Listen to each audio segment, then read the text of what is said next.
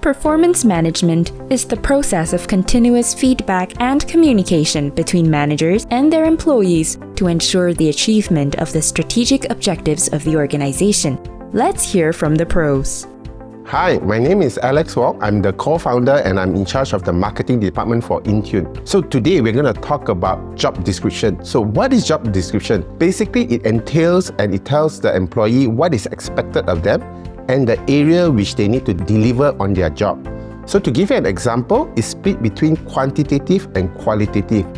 Let's say for a salesperson, the salesperson is in charge of selling the product and services, sourcing for leads, attend to leads, understanding the company product, as well as able to present, closing and service. So this basically prep the employee of what areas they need to do. So it talks about the job description.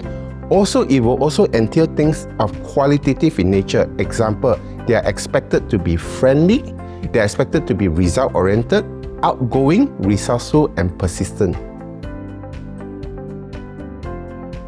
Next, we want to talk about key performance indicator, KPI, and some company refers them as KRA or key result area. So basically, in terms of key result area or KPI, it now tells the employer upfront of areas which are important that they need to focus on and the kind of result they need to be created.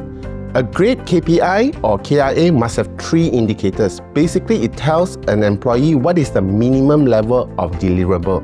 So we tell them this is the minimum that they must meet as part of their job. Then we must also tell them level 2, when are they above the minimum requirement.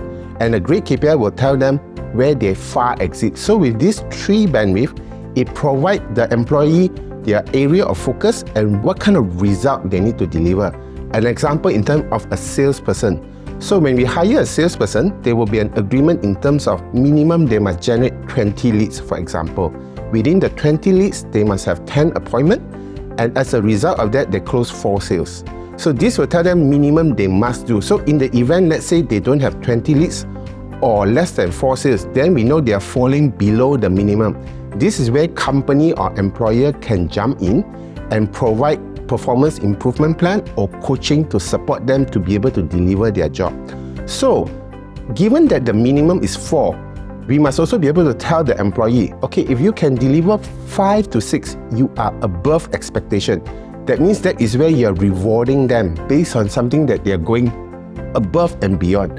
And if they can do more than 6, that's when the staff know, oh, I'm considered a superstar. I'm doing far exceed in terms of performance. So when we have this 3 bandwidth, we are able to support the employee and employee relationship in terms of managing talent as well as their deliverable. So what are the key challenges in terms of setting and managing KPI or KRA? Basically, a lot of SME or business owner, they undermine the importance of setting a proper job description and KPI. So it creates a weak understanding and expectation in terms of what the staff needs to deliver. So then in terms of matching the job, sometimes they are not sure. Because it's vague, after the staff hired, they think it's sales, but maybe they think that, for example, a sales, I need to come in, you give me the leads and I go and close the sale. So as a result of that, the company will be under stress when they are trying to manage performance. And there's another connotation or belief that KPI or KRA or job description is given by the HR department.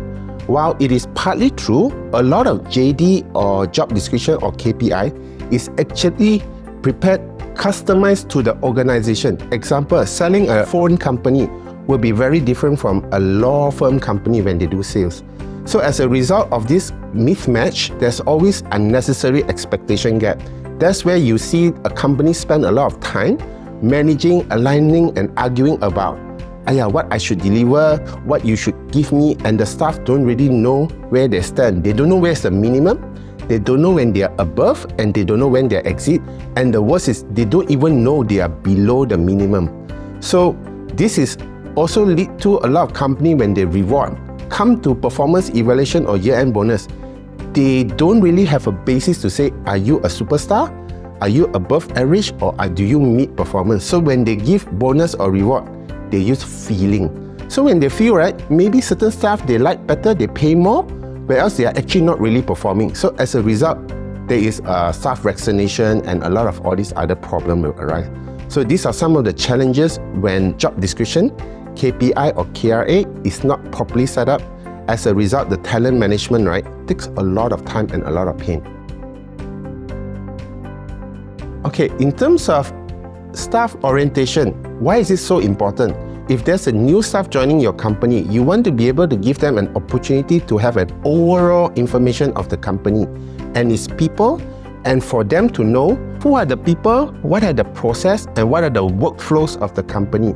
So it allows them to understand the company better in order for them to integrate information such as what is the company vision, mission and goal. What is the company about? It provides the staff then an understanding so that they can culturally match to the company better. And in terms of the workflow, it provides them a guidance. Who to look for when they need to look for certain things. For example, if I have a claim issue, do I look for finance or do I look for HR?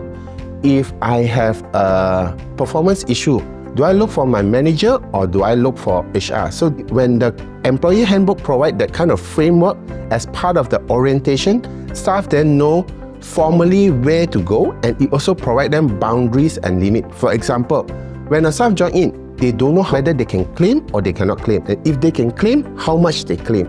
So then an orientation provides them an understanding of the limit and boundary.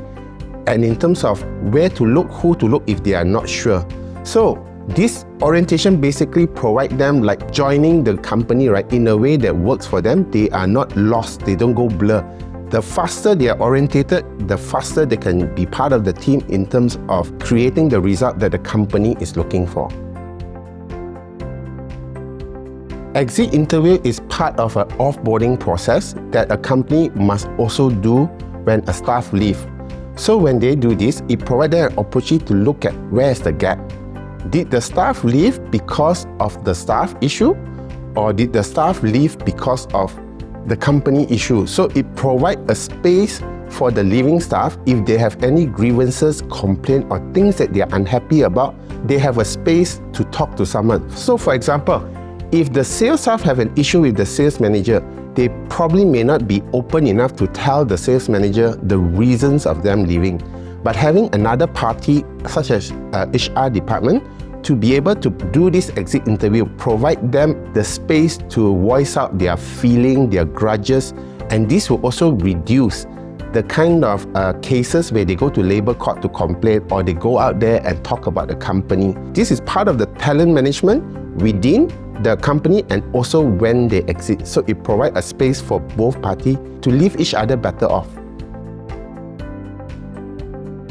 Employee handbook, what is it? Basically, it's like a Bible for a new staff or an existing staff to look for information.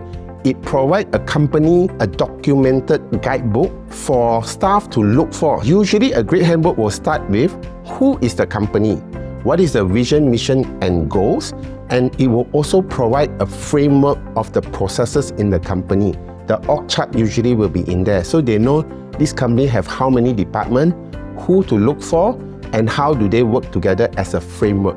And importantly are the benefits, so they know if I am 3 years in the company, how many annual leave do I have? If I travel outstation, what are my claim benefits? What are the limits?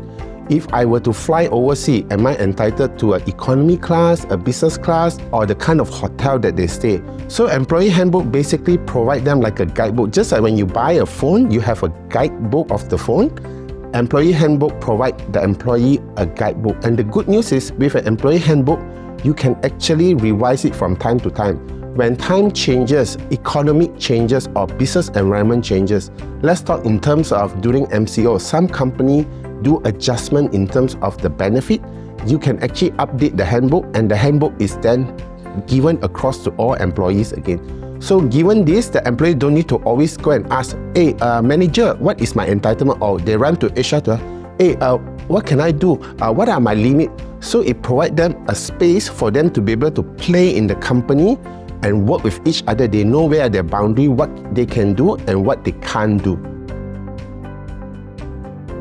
So in terms of how InTune work with our client when it comes to employee handbook, when it comes to exit interview, when it comes to setting up JD or KPI or KIA.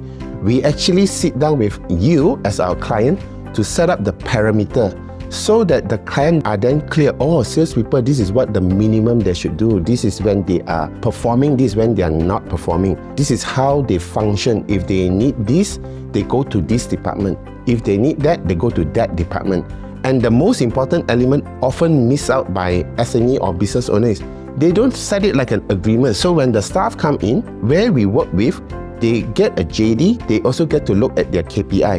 And then both of them, between the employer and employee, actually have an agreement and is formalized in a signed form. So during probation itself, the employer can start to manage the employee and work together with the employee to hit their target.